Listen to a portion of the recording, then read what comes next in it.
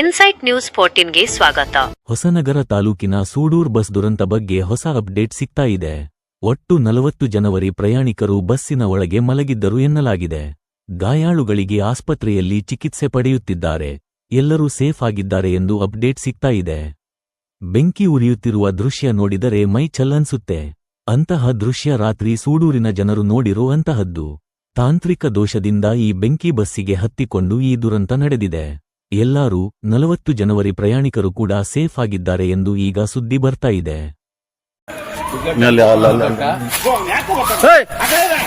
ಬರ್ಬೇಡ್ರಿ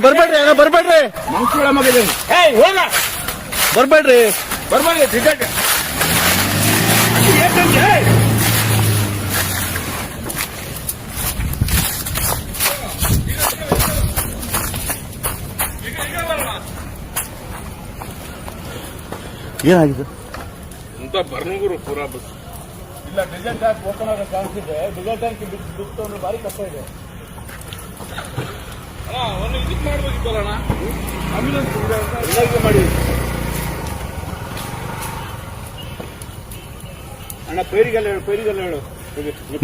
ಮಾಡಿದ್ದೀನಿ ಇಲ್ಲ, ಅದು ಹಂಗೇನಾಗಲ್ಲ. ಡೀಸೆಲ್ ಟ್ಯಾಂಕ್ ಓಪನ್ ಆಗಿ ಬೆಸ್ಟ್ ಆಗ್ಬೋದು.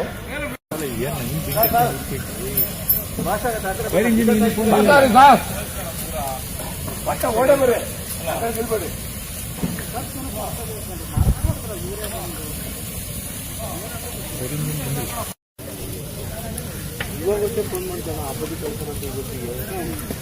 ನಿಮ್ ಸುದ್ದಿ ನಾವು ಬರ್ಬೇಕಾ?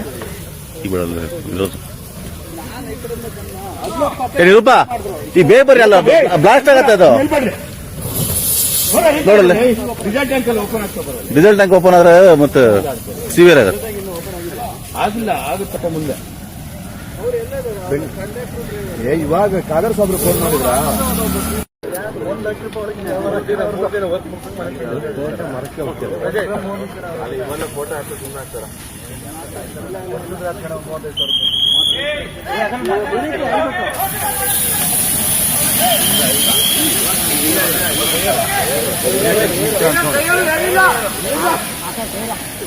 ಮುಗಿತ್ ಕಟ್ ಬಗೆರ್ತೀವಿ.